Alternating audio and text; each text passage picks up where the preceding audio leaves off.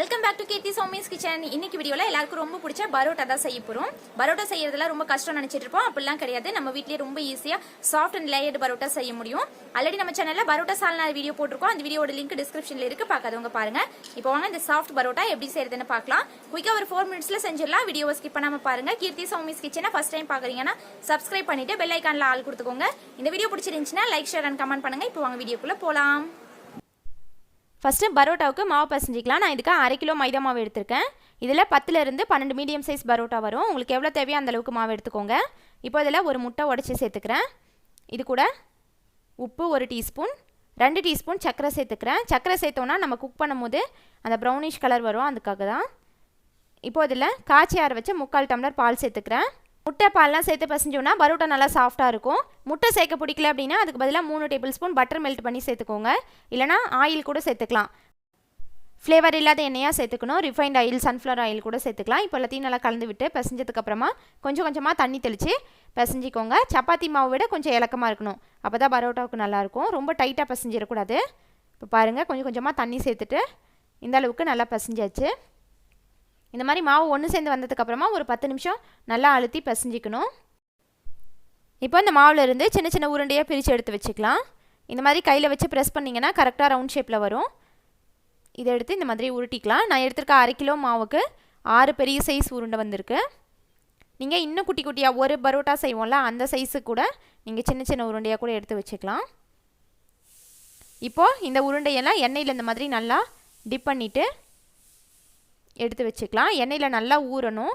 ஒரு 2-3 மணி நேரம் இந்த மைதா மாவு வந்து ஊறணும். அப்போ தான் பரோட்டா நல்லா சாஃப்டாக அந்த லேயர் தேய்க்கிறதுக்கு நல்லா தின்னாக வரும்.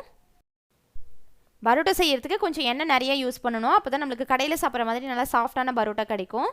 நல்லா இந்த மாதிரி எண்ணெயில் நனைச்சிட்டு எடுத்து வச்சுக்கலாம். ஒரு தட்டு போட்டு மூடிடலாம். ஒரு 2.5 மணி நேரம் கழித்து எடுத்துக்கலாம். இப்போ பாருங்கள், 2.5 மணி நேரத்துக்கு அப்புறம் நல்லா மாவு ஊறிடுச்சு. நான் இந்த ஒரு உருண்டையை 2ஆக பிரிச்சுக்கிறேன். பரோட்டா நல்லா தின்னாக தேய்க்கணும், அதனால் கொஞ்சம் இடம் நிறைய தேவைப்படும். நீங்கள் கவுண்டர் டாப்பு இல்லைனா ஃப்ளோரில் வந்து நல்லா க்ளீன் பண்ணிவிட்டு மேலே எண்ணெய் தடவி இந்த மாதிரி ஒரு உருண்டை மட்டும் எடுத்து வச்சுட்டு நல்லா தேய்ச்சிக்கோங்க. மாவோட 2 சைடும் எண்ணெய் அப்ளை பண்ணிவிட்டு இந்த மாதிரி சப்பாத்தி கட்டை வச்சு நல்லா தேய்ச்சிக்கணும். இந்த மாதிரி எடுத்து போட்டு முடிஞ்ச அளவுக்கு தின்னாக தேய்க்கணும். கீழே இருக்கிற ஃப்ளோர் தெரிகிற அளவுக்கு நல்லா தின்னாக தேய்ச்சிக்கணும். கடையிலலாம் போடுற மாதிரி பரோட்டா வீச தெரிஞ்சால் அந்த மாதிரி செஞ்சுக்கோங்க. இல்லைனா வீட்டில் இருக்க எல்லாருக்கும் தெரியாதுல்ல, அதனால நம்ம ஃப்ளோர்லேயே முடிஞ்ச அளவுக்கு நல்லா தின்னாக தேய்ச்சிக்கலாம். மேலே எண்ணெய் தடவி இருக்கிறதுனால பரோட்டா நல்லா தின்னாக தேய்க்க வரும். நம்ம இந்த அளவுக்கு தேய்ச்சிட்டோம் அப்படின்னாவே பரோட்டா நல்லா லேயர்ஸ் நிறைய வரும், சாஃப்டாக இருக்கும். அவ்வளோதான். இப்போ பாருங்கள், இந்த அளவுக்கு நான் பெருசாக தேய்ச்சாச்சு. இப்போது இதோட ஒரு சைடு எடுத்து இந்த மாதிரி எடுத்தோம் அப்படின்னா ஈஸியாக வரும். அடியில் எண்ணெய் தடவி இருக்கிறதுனால இந்த மாதிரி எடுத்துட்டு இதை சுற்றிக்கலாம். இந்த மாதிரி ரவுண்ட் ஷேப்புக்கு சுற்றிட்டு அந்த லாஸ்ட்டு பார்ட் எடுத்து உள்ளே வச்சுட்டு ஒரு ப்ரெஸ் பண்ணி எடுத்து வச்சுக்கலாம். நான் இதே மாதிரி எல்லா பரோட்டாவும் தேய்ச்சிட்டு இந்த மாதிரி சுற்றி வச்சுட்டேன். மேலே எண்ணெய் தடவிக்கோங்க, காஞ்சி போயிடும் அதனால். இப்போது இதில் ஒன்று மட்டும் எடுத்துட்டு இப்போதான் இந்த மாதிரி கையில் எண்ணெய் தொட்டுட்டு கையிலேயே கூட தட்டலாம். இல்லைனா லைட்டாக சப்பாத்தி கட்டை வச்சு இந்த மாதிரி தேய்ச்சிக்கணும். லேயர்ஸ் எல்லாம் ஒன்றோட ஒன்று ஒட்டக்கூடாது. அதனால் மேலே லைட்டாக ப்ரெஷர் ரொம்ப கொடுக்காம லைட்டாக மட்டும் இந்த மாதிரி தேய்ச்சிக்கலாம். அவ்வளோதான், இந்த ஷேப்புக்கு வந்துடும். நீங்கள் ஒவ்வொரு டைமும் இந்த மாதிரி தேய்ச்சி டக்குன்னு தவலை போட்டு எடுத்துக்கோங்க. தேய்ச்சி வச்சிட்டோம் அப்படின்னா அது வந்து சுருங்கிரும். அவ்வளோதான், பாருங்கள் லேயர்ஸ்லாம் எவ்வளோ அழகாக தெரியுது. இப்போ தான் ஒவ்வொன்றா தவலை போட்டு எடுத்துக்கலாம். நான் வீடியோக்காக இன்னொன்று தேய்ச்சி காட்டுறேன். நீங்கள் கையிலேயே கூட எண்ணெய் தொட்டுட்டு அப்படியே ஸ்ப்ரெட் பண்ணி விட்டீங்க அப்படின்னா ஈஸியாக வரும். அதில் கொஞ்சம் சின்னதாக வரும். நீங்கள் இந்த மாதிரி சப்பாத்தி கட்டை வச்சு தேய்ச்சிக்கிட்டீங்க அப்படின்னா கொஞ்சம் ஸ்ப்ரெட் பண்ணுறதுக்கு ஈஸியாக இருக்கும். அவ்வளோதான், பரோட்டா ரெடி. இப்போது ஸ்டவ் ஆன் பண்ணி தோசைக்கல் வச்சுருக்கேன். மேலே நல்லா எண்ணெய் தடவிட்டு தோசைக்கல் நல்லா காஞ்சதுக்கப்புறமா ஒவ்வொரு பரோட்டாவாக போட்டு எடுத்துக்கலாம். பரோட்டா வேகிறதுக்கெல்லாம் ரொம்ப டைம் ஆகாது. ஒரு சைடு இந்த மாதிரி லைட்டாக ப்ரௌன் ஸ்பாட் வந்ததுக்கப்புறம் இன்னொரு சைடு திருப்பி போட்டு 2 சைடும் எண்ணெய் தடவிக்கோங்க. எண்ணெய் தடவலைன்னா ஹார்டாக ட்ரை ஆன மாதிரி ஆயிடும். அதனால் பரோட்டாவுக்கு கொஞ்சம் எண்ணெய் நிறையவே தடவிக்கணும். இப்போது இன்னொரு சைடும் திருப்பி போட்டு டோட்டலாக ஒரு 3 மினிட்ஸ் குக் பண்ணால் போதும். பரோட்டா குக் ஆகிறதுக்கு ரொம்பலாம் டைம் ஆகாது. மீடியம் ஃப்ளேமில் வச்சுட்டு ஒரு 3-4 நிமிஷம், அவ்வளோதான். இப்போது இதே மாதிரி இன்னொரு பரோட்டா போட்டுக்கலாம்.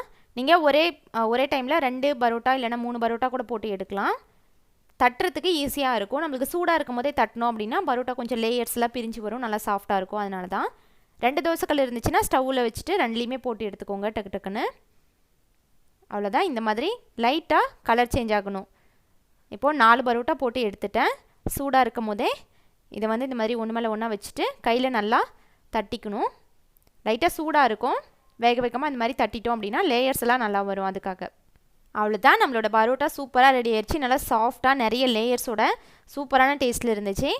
ஆல்ரெடி நம்ம சேனலில் பரோட்டா சால்னா வீடியோ போட்டிருக்கோம். அந்த வீடியோட லிங்க் டிஸ்கிரிப்ஷனில் இருக்குது, பார்க்காதவங்க பாருங்கள்.